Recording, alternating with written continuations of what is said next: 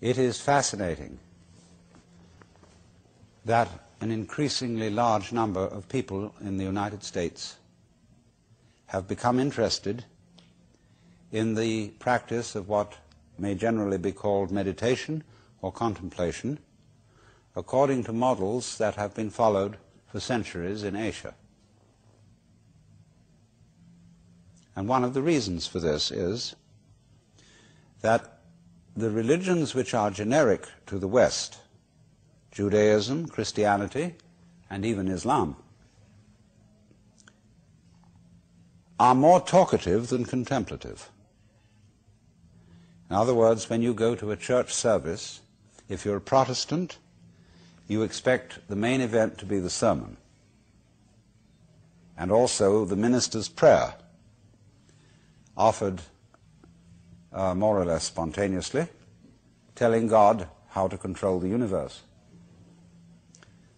And if you're a Catholic, you expect the Mass, which has now been translated into English so that everybody can supposedly understand it, and has thereby been degraded from what Hindus would call mantra, the use of sound for meditation, to a merely instructive affair.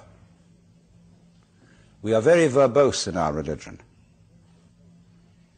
And because of that, it's all words, words, words. And only rarely does this help us to transform our consciousness. And this is, more and more people are realizing, is the important thing. Because we discover this, that our extremely powerful technologies are magnifiers or amplifiers. When we do what we will, what we think we desire with technology, we are, as it were, blowing up our image of ourselves to enormous proportions. And many of us are beginning to realize that we don't like it. We discover ourselves to be beings that are hostile to the environment and that are bent on dominating it to the point of destruction. That we don't feel at home in the universe. We feel that our skin, at the very least, is a boundary between a palpitating, sensitive consciousness that's terrified of what's outside the skin and terrified of a good deal that's inside it, like bacteria and cancer cells, weak arteries, cholesterol, what have you. So we have this strange thing that Lancelot White called the European dissociation, the feeling of oneself as a prisoner, involuntarily so, in a hostile world that does not give a damn about our egos.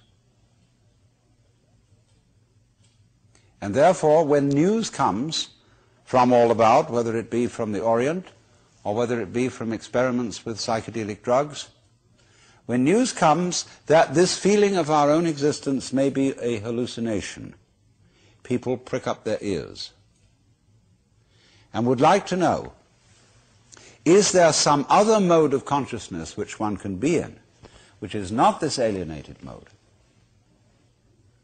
Because we feel, I think many of us, very, very strongly, that if there is such a place, we would like to be there. That, of course, entails difficulties, which we shall go into. But this is the starting point of the fascination for yoga, for zazen, and also for the Taoist forms of meditation, which are much less known.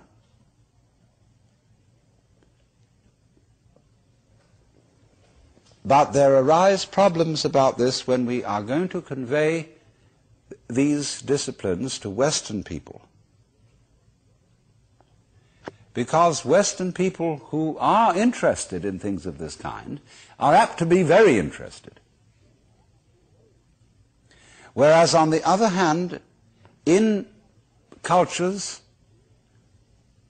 where things of this kind have been known for thousands of years, there is a tendency for them to become rather rotish. And therefore, the way of teaching these disciplines, which many Asian teachers use, are designed not for mature adults, but for relatively young people who are not interested in learning them.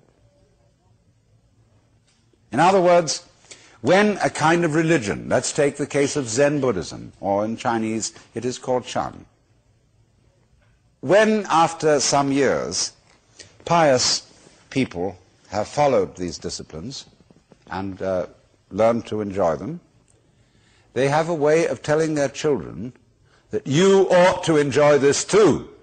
See? And we would like you to go to the monastery. And furthermore, when there's the superstitious feeling that raising a son to be a monk or a priest redounds to one's own good merit in future lives, the more sons you send into the priesthood, the better. It's the same in Catholic countries. It was the same among the British in the Anglican Church during the 18th century, when the first son of the family went into the law, because he had then a good chance of being a successful politician. The second son went into the army, and the third son went into the priesthood. And it is a matter of course. And they had no real interest in religion. They weren't really curious. It was something they were studying out of filial duty to their parents. And especially in these days in Japan, when in order to inherit your father's temple, you have to go to the monastery and take Zen training. It becomes a matter of some urgency. So you have a lot of unwilling young men, sometimes young women, in the nunneries, learning the meditative disciplines under the supervision of ecclesiastical taskmasters who are everywhere in the world exactly the same. I attended, from the ages of 13 to 17, an ecclesiastical boys' boarding school in England. I can assure you I've had enough of it. We were very sternly disciplined in the same way as Zen monks are disciplined in Japan today. And it just strikes me as funny that I have what I call the aching legs school of Zen, in which one sits in Zazen for an unnecessarily long time until one gets paralyzed. And then people come back from Japan or from anywhere and brag about how their legs hurt, as if it was some extremely esoteric discipline. And, you know, they bang them about with boards on the shoulders, and like in England, they swipe them on the bottoms with canes. And it's all the same old story.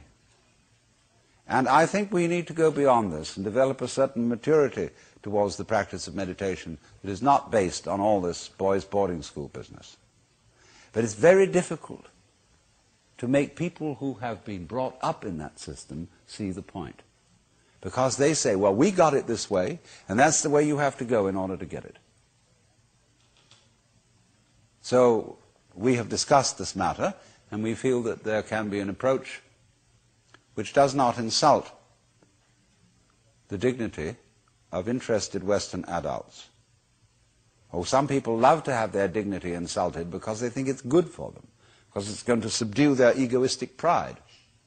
But nothing is more egoistic than the project of subduing your egoistic pride. We can read it straight out of Zhuangzi in the dialogue between Lao Tzu and Confucius. Or, you know, it's an apocryphal dialogue. Zhuangzi was a great humorist, and he used the most outrageous stories and examples to illustrate his points.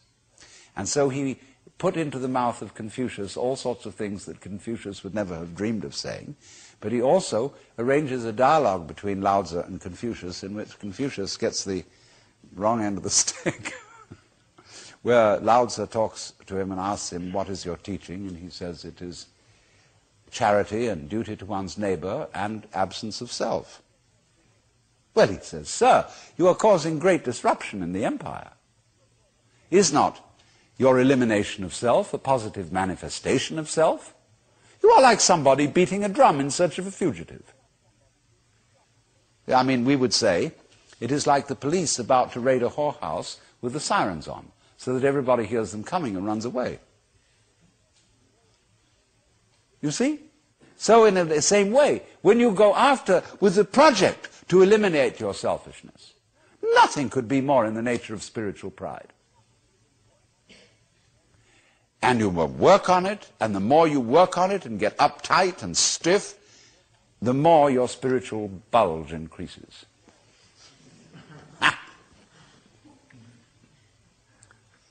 So in the Taoist doctrines, there is a principle called Wu Wei.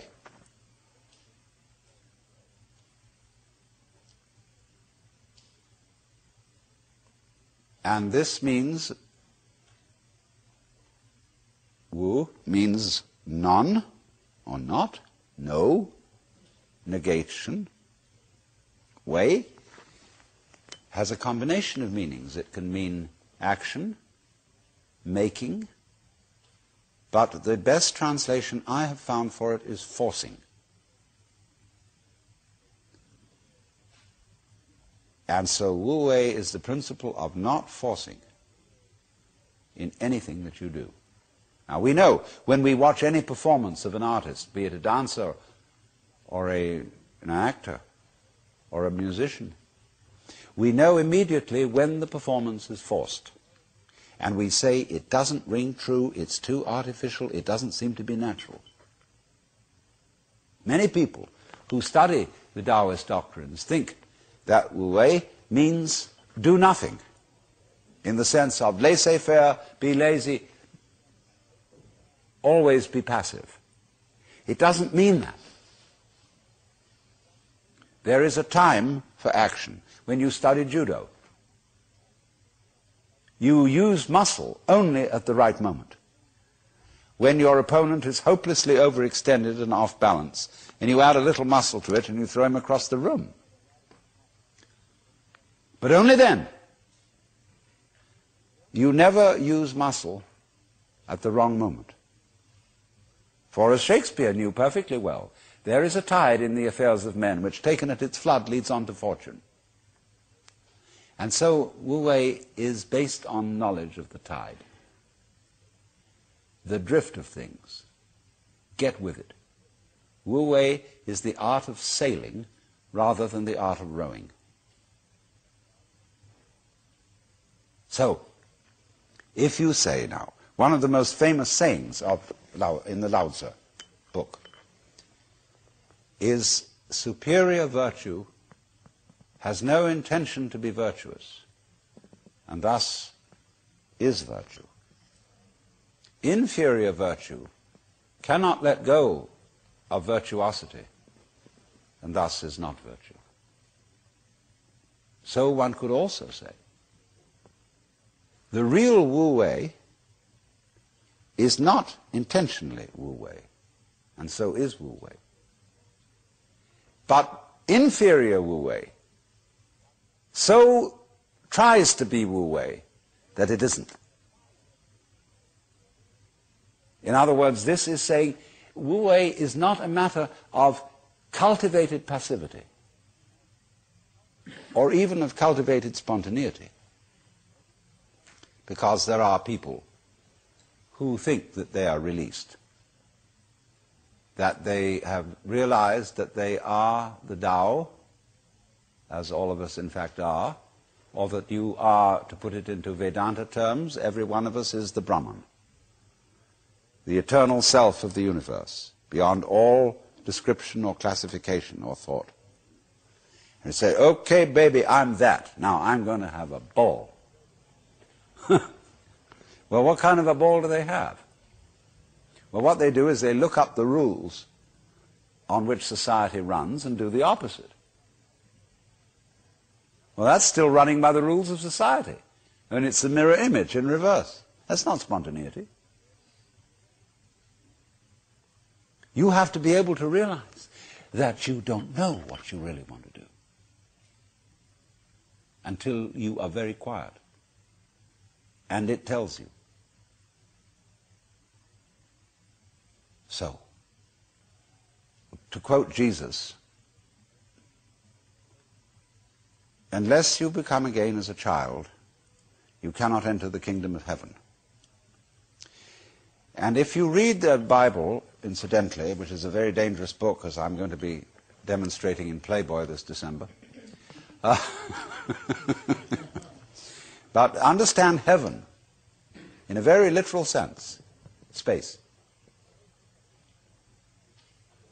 See, we are in heaven now because the earth is a spaceship and heaven is space. What is called in Chinese gung, Japanese gu, the void. That's what is important. That most of us don't know this. Even Shakespeare has one of his characters saying, "Oh, that this all too solid flesh would melt." But do you know you are much more space than you are anything else? If the ponderable, I won't say matter, the ponderable whatever in your bodies were condensed and all put together, it would be smaller than the point of a pin. And anyway, somebody once said, even a bishop is 80% water.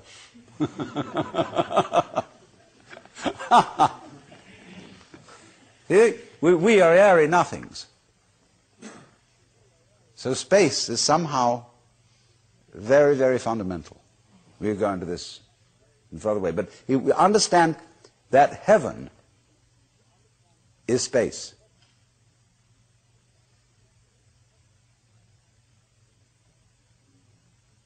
And all those references in those nursery rhymes that we learned as children, which were the hymns about heaven. Always we're talking about thrones and crowns and harps and streets of glass. Crystals, transparencies, space. It comes down to space always. Space, which nobody can define, nobody can imagine, appears to be nothing, is the foundation of the universe.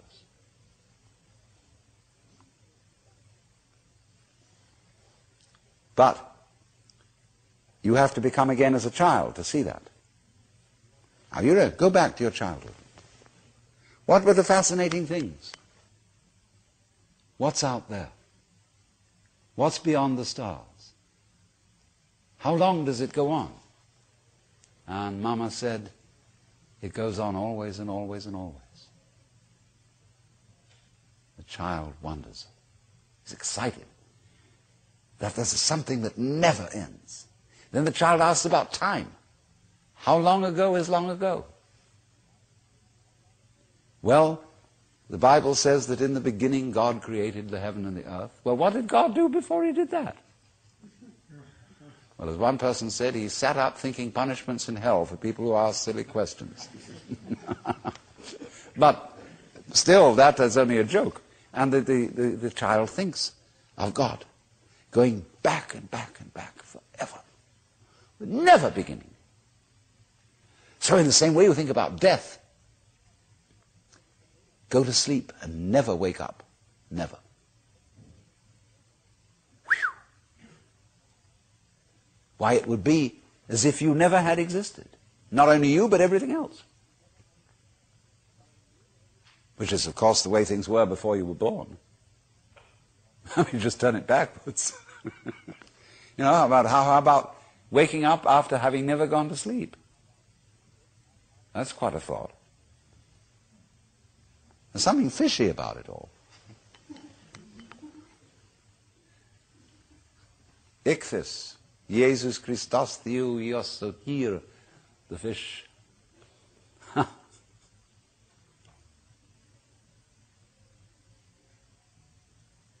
So we get a funny feeling when we think those questions really through. Very funny feeling.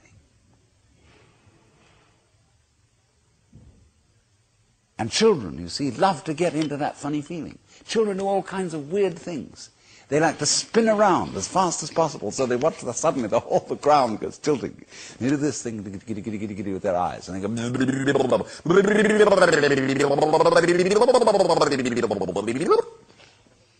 they make faces and test out their bodies in all sorts of funny ways, because they know from the beginning that the world is weird.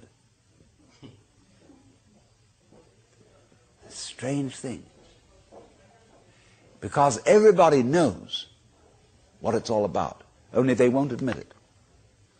Being brought up is being taught not to admit it, but you know very well what's going on.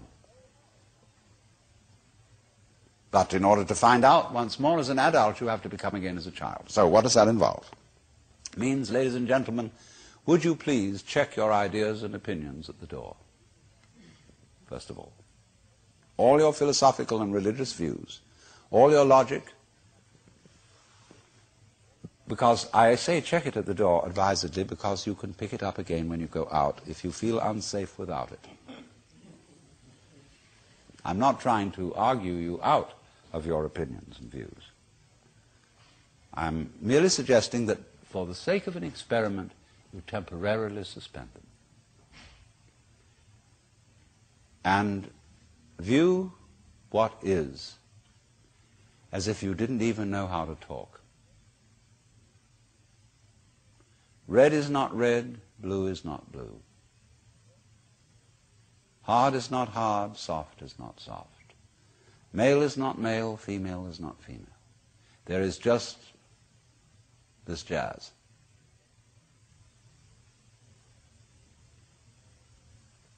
It will not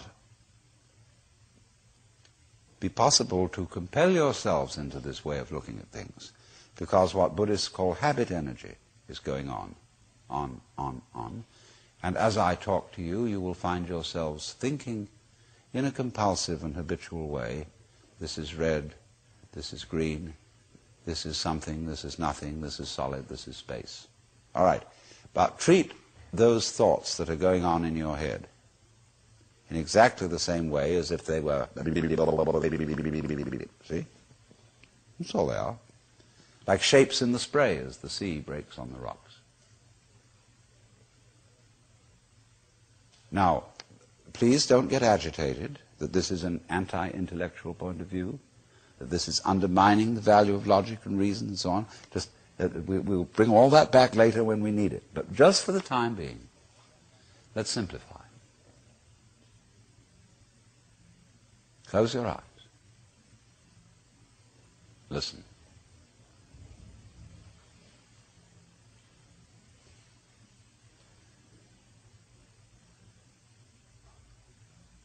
What is? What do you really and truly, honestly hear?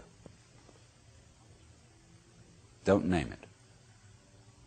Just as if it were music. Classical music.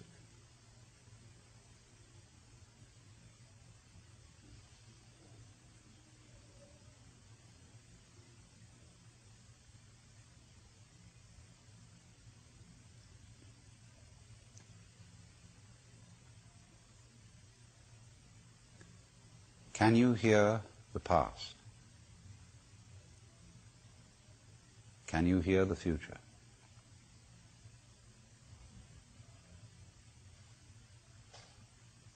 Can you hear the listener?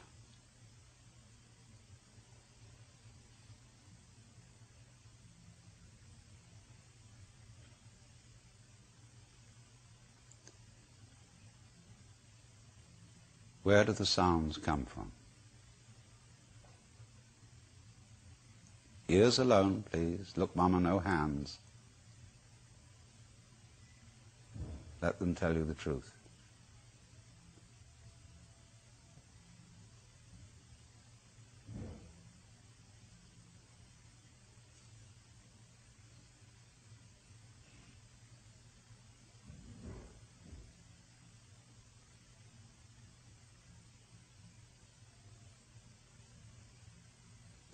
You may be talking to yourselves, Don't try to repress it, as I said. Just disregard it.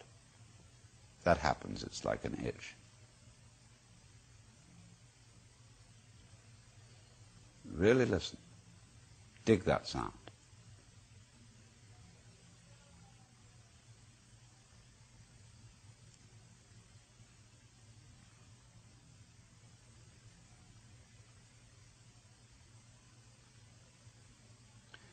Now, that's the easiest way to begin into meditation for most people. We're all different, of course, and there are different things for different people's temperaments. But I find it simplest to illustrate it by hearing without comment, so that you can get into tune with what is. You can't really get out of tune with it, but we don't know that yet. Maybe some of you do. The art of meditation is a way of getting into touch with reality.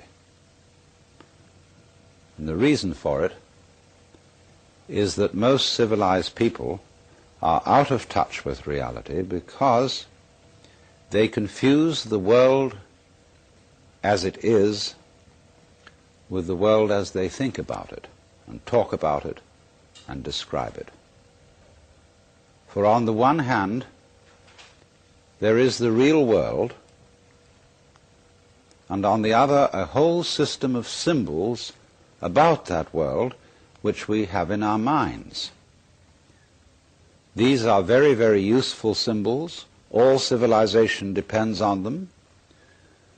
But like all good things, they have their disadvantages, and the principal disadvantage of symbols is that we confuse them with reality, just as we confuse money with actual wealth, and our names about ourselves, our ideas of ourselves, our images of ourselves with ourselves.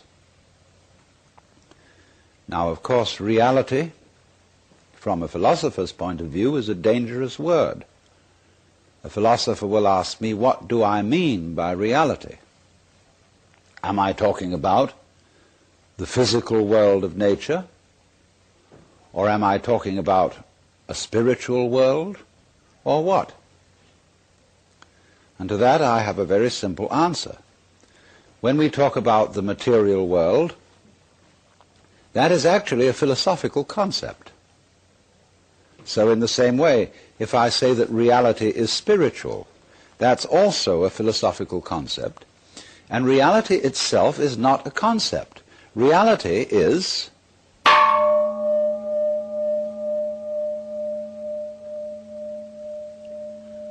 and we won't give it a name.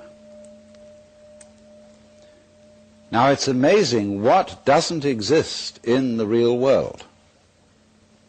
For example, in the real world, there aren't any things, nor are there any events.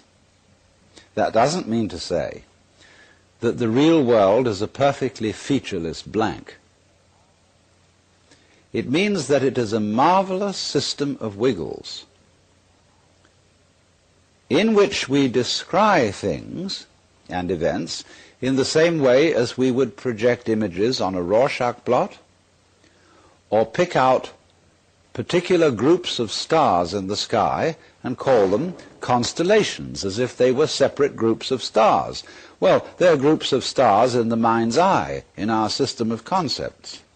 They are not out there as constellations already grouped in the sky.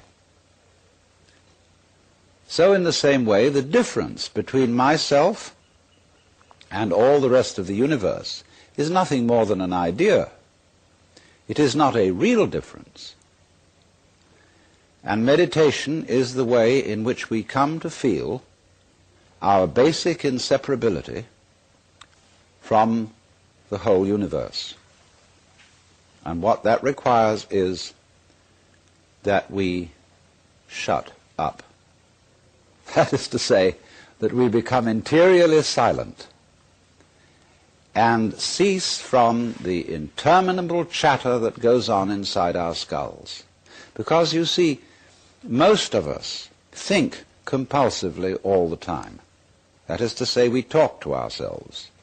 And I remember when I was a boy, we had a common saying, talking to yourself is the first sign of madness. Now, obviously, if I talk all the time, I don't hear what anyone else has to say. And so in exactly the same way, if I think all the time, that is to say, if I talk to myself all the time, I don't have anything to think about except thoughts. And therefore I'm living entirely in the world of symbols, and I'm never in relationship with reality. All right, now that's the first basic reason for meditation. But there is another sense, and this is going to be a little bit more difficult to understand, why we could say that meditation doesn't have a reason or doesn't have a purpose. And in this respect, it's unlike almost all other things that we do, except perhaps making music and dancing. Because when we make music, we don't do it in order to reach a certain point, such as the end of the composition. If that were the purpose of music, to get to the end of the piece, then obviously the fastest players would be the best. And so likewise, when we are dancing, we are not aiming to arrive at a particular place on the floor, as we would be if we were taking a journey. When we dance, the journey itself is the point. When we play music, the playing itself is the point.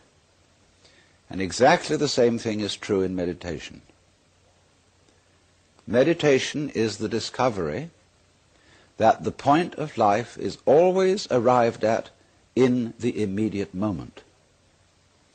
And therefore, if you meditate for an ulterior motive, that is to say, to improve your mind, to improve your character, to be more efficient in life, you've got your eye on the future and you are not meditating. Because the future is a concept. It doesn't exist. As the proverb says, tomorrow never comes. There is no such thing as tomorrow. There never will be, because time is always now. And that's one of the things we discover when we stop talking to ourselves and stop thinking. We find there is only a present, only an eternal now. So it's funny then, isn't it, that one meditates for no reason at all, except we could say for the enjoyment of it. And here I would interpose the essential principle that meditation is supposed to be fun. It's not something you do as a grim duty. The trouble with religion as we know it is that it is so mixed up with grim duties. We do it because it's good for you. It's a kind of self-punishment. Well, meditation, when correctly done, has nothing to do with all that. It's a kind of digging the present. It's a kind of grooving with the eternal now. And brings us into a state of peace where we can understand that the point of life, the place where it's at, is simply here and now. Well, now, in the art of meditation, there are various props, supports.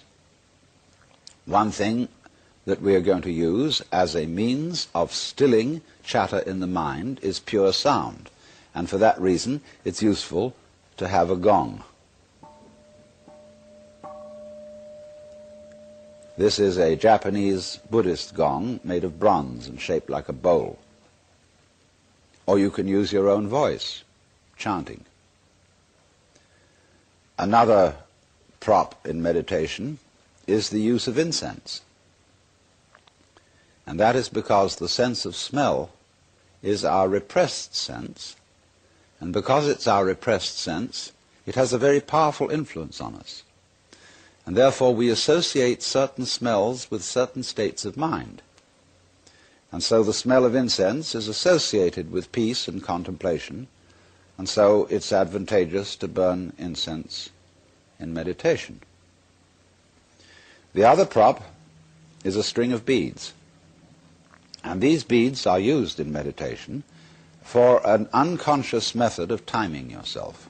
Instead of looking at a watch, you move a bead each time you breathe in and out, so that at a certain rate, you see, there are always 108 beads on a rosary. And when you get to slow breathing, halfway around the rosary is about 40 minutes. And that is the usual length of time for which one sits in meditation, because otherwise you get uncomfortable and you get stiff legs and problems of that kind. Now then, the other thing, first of all, that we have to go into is how does one sit in meditation?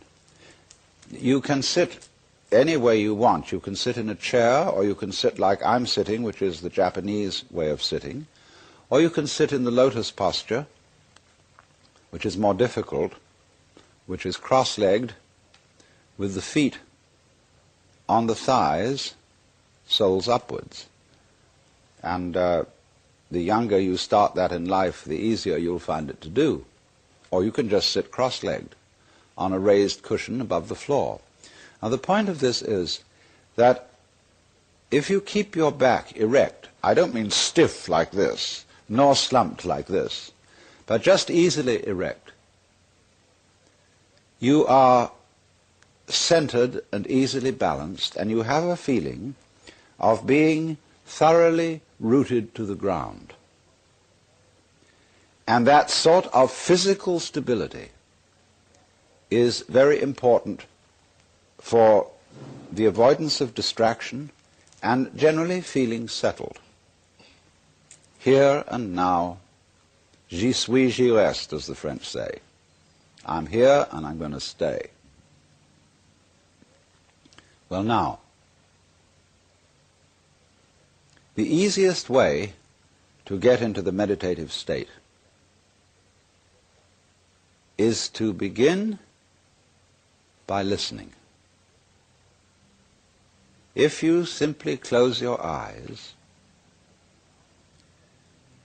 and allow yourself to hear all the sounds that are going on around you, just listen to the general hum and buzz of the world as if you were listening to music.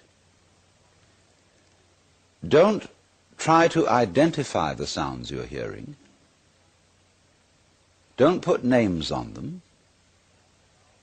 Simply allow them to play with your eardrums. And let them go. In other words, you could put it, let your ears hear whatever they want to hear. Don't judge the sounds. There are no, as it were, proper sounds or improper sounds, and it doesn't matter if somebody coughs or sneezes or drops something. It's all just sound. And if I am talking to you right now and you're doing this, I want you to listen to the sound of my voice just as if it were noise. Don't try to make any sense out of what I'm saying, because your brain will take care of that automatically. You don't have to try to understand anything. Just listen to the sound. As you pursue that experiment, you will very naturally find that you can't help naming sounds, identifying them, that you will go on thinking, that is to say, talking to yourself inside your head automatically. But it's important that you don't try to repress those thoughts by forcing them out of your mind, because that will have precisely the same effect as if you were trying to smooth rough water with a flat iron. You're just going to disturb it all the more. What you do is this. As you hear sounds coming up in your head, thoughts, you simply listen to them as part of the general noise going on, just as you would be listening to the sound of my voice, or just as you would be listening to cars going by or to birds chattering outside the window. So look at your own thoughts as just noises. And soon you will find that the so-called outside world and the so-called inside world come together. They are a happening. Your thoughts are a happening, just like the sounds going on outside. And everything is simply a happening, and all you're doing is watching it. Now, in this process, another thing that is happening that is very important is that you're breathing. And as you start meditation, you allow your breath to run just as it wills. In other words, don't do at first any breathing exercise, but just watch your breath breathing the way it wants to breathe. And notice a curious thing about this. You say in the ordinary way, I breathe, because you feel that breathing is something that you are doing voluntarily, just in the same way as you might be walking or talking. But you will also notice that when you are not thinking about breathing, your breathing goes on just the same. So the curious thing about breath is that it can be looked at both as a voluntary and an involuntary action. You can feel on the one hand, I am doing it, and on the other hand, it is happening to me.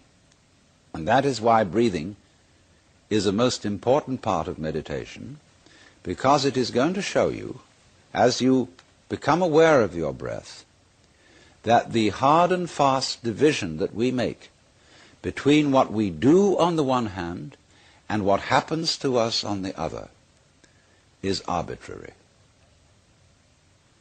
So that as you watch your breathing, you will become aware that both the voluntary and the involuntary aspects of your experience are all one happening.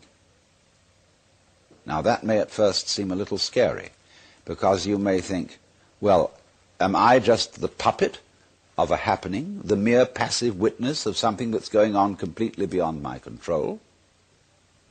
Or on the other hand, am I really doing everything that's going along? Well, if I were, I should be God.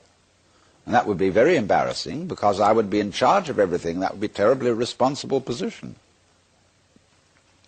The truth of the matter, as you will see it, is that both things are true. You can see it that everything is happening to you, and on the other hand, you're doing everything. For example, it's your eyes that are turning the sun into light.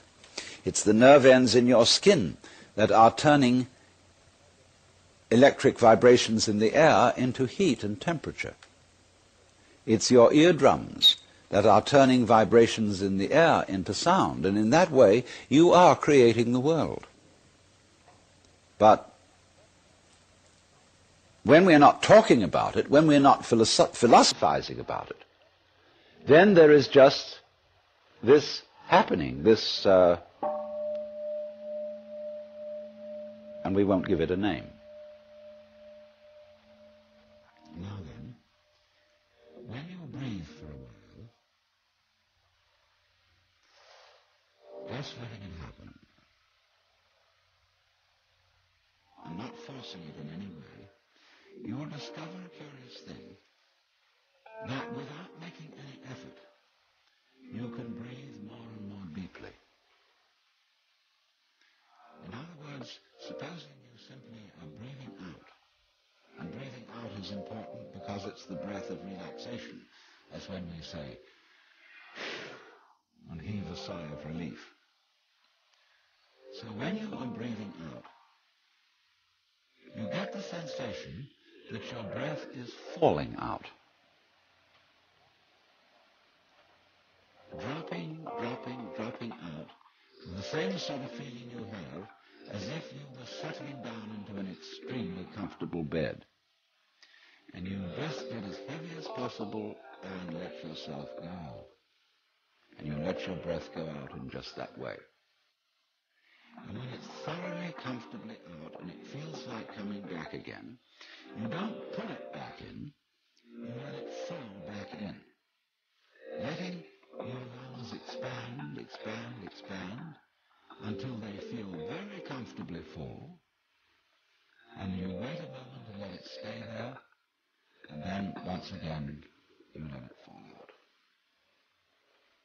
And so in this way you will discover that your breath gets quite naturally easier and easier, and slower, and more powerful. So that with these various aids, listening to sound, listening to your own interior feelings and thoughts, just as if they were something going on, not something you're doing, but just happenings, and watching your breath as a happening that is neither voluntary nor involuntary. You are simply aware of these basic sensations. Then you will begin to be in the state of meditation. But don't hurry anything. Don't worry about the future. Don't worry about what progress you're making. Just be entirely content to be aware of what is. Don't be terribly selective, particular, say, I should think of this and not of that. Just watch whatever is happening. Now then, to make this somewhat easier, to have the mind free from discursive verbal thinking, sound or chanted sound is extremely useful. If you, for example, simply listen to the gong,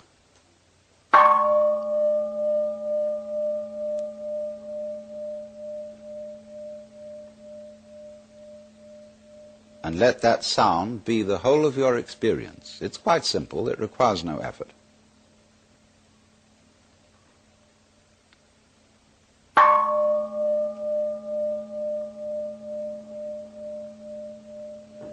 And then along with that, especially if you don't have a gong, we can use what are called in the Sanskrit language mantra.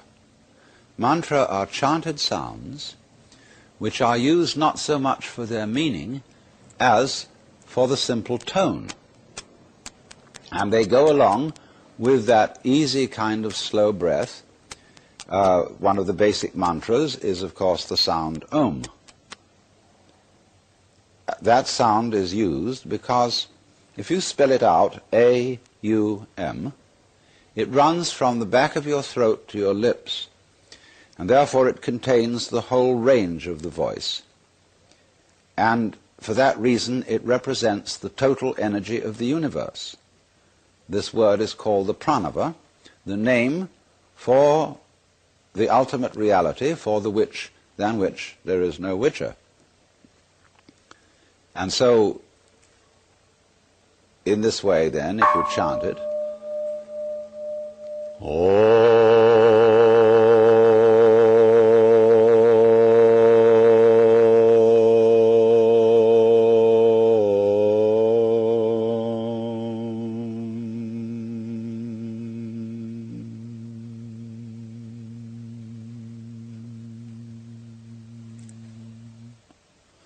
and it's varied like this.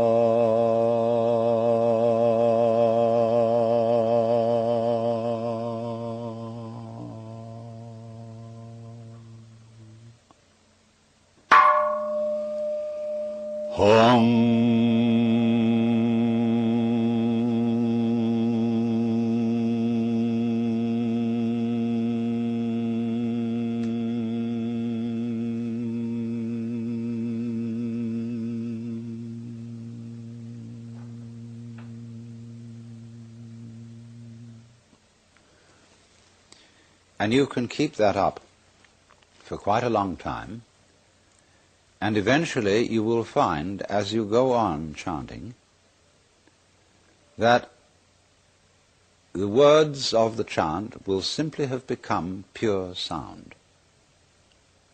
And you won't be thinking about it. You won't have any images about the sound going on in your mind. You will simply become completely absorbed in sound, and therefore you will find yourself living in an eternal now in which there is no past, and there is no future, and there is no thing called difference between what you are as knower and what you are as the known, between yourself and the world of nature outside you. It all becomes one doing, one happening. Now, in addition to those slow-moving chants, you may find it, according to your temperament, easier to do a fast-moving one. These have a sort of rhythm to them that is absorbing.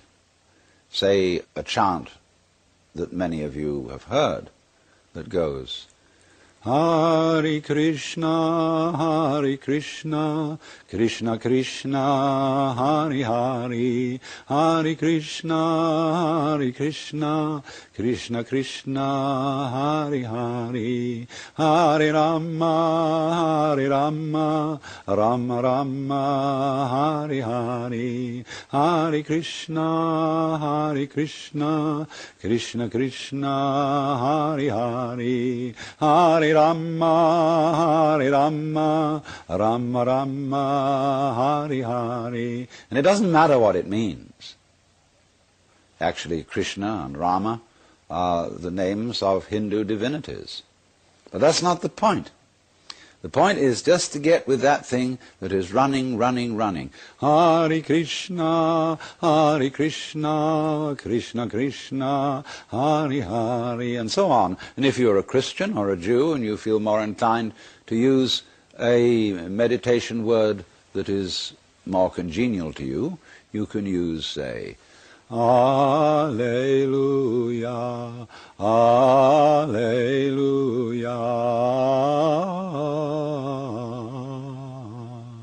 Alleluia, Alleluia,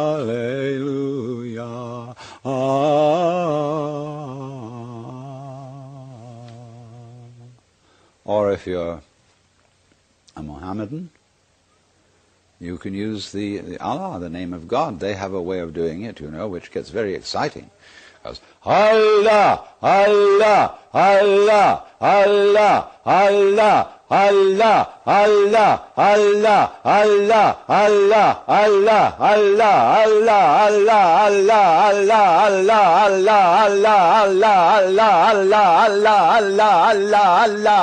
Allah, Allah, and it gets faster and faster. You can keep that up for 40 minutes. And you'll be out of your mind. But you see, to go out of your mind at least once a day is tremendously important, because by going out of your mind you come to your senses. And if you stay in your mind all the time, you are over-rational. In other words, you're like a very rigid bridge, which, because it has got no give, no craziness in it, is going to be blown down in the first hurricane.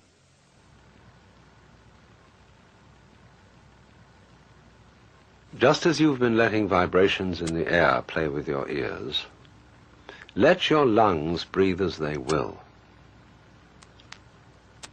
Don't as yet attempt any breathing exercise. Don't force anything. Simply allow breathing.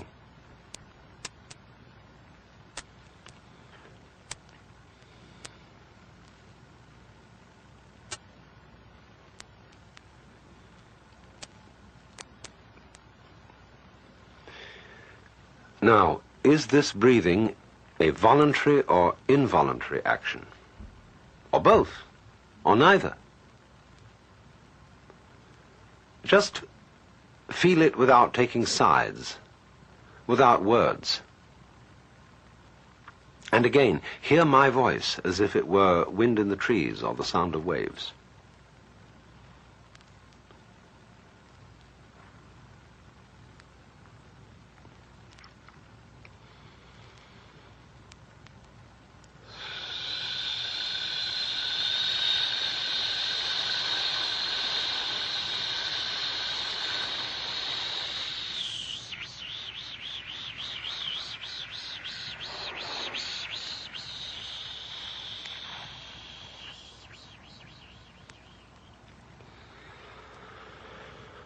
Most of us are short of breath. We never really empty our lungs.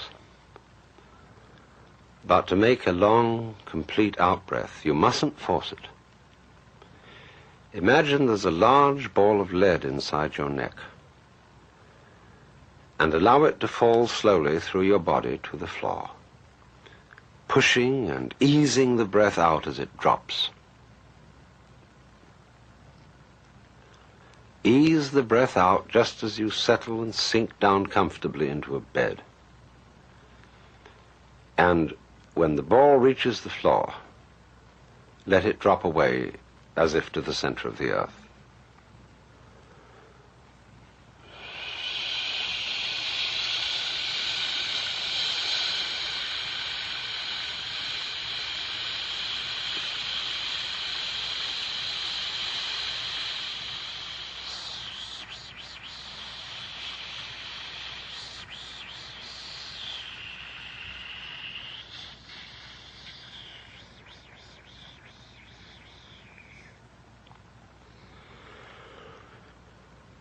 Then let the breath come back in as a reflex without pulling it. And then imagine another ball of lead in the neck. And again, let it fall out, long and easy.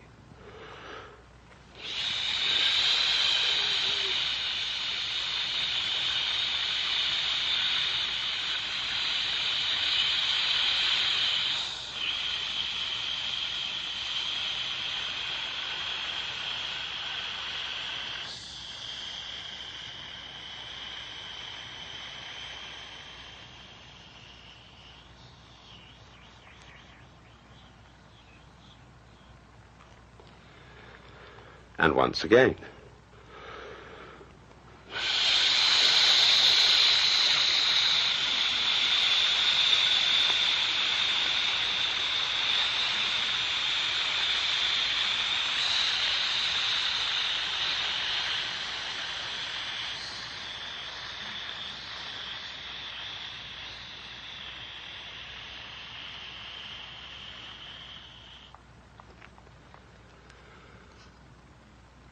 Now, do you see what's happening? You are generating a great deal of energy without trying or forcing. Two things seem to be happening at once. First, the outflow of breath is simply falling, happening all by itself. Second, it's under perfect control. So from this practice, you learn to experience, to realize that what happens to you and what you do are one and the same process. There is no real separation between one thing called you and another quite different thing called the universe. When you stop talking and naming, they're quite obviously one. So again, let breath fall easily out.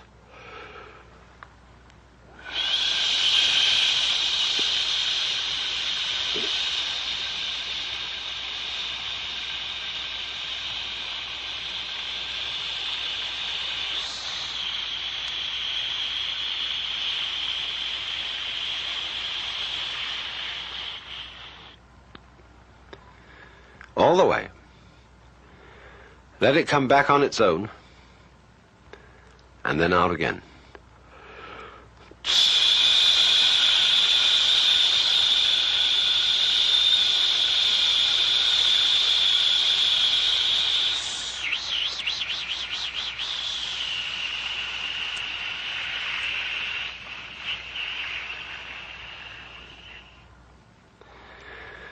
And now let's put the sound ah on the next outflow.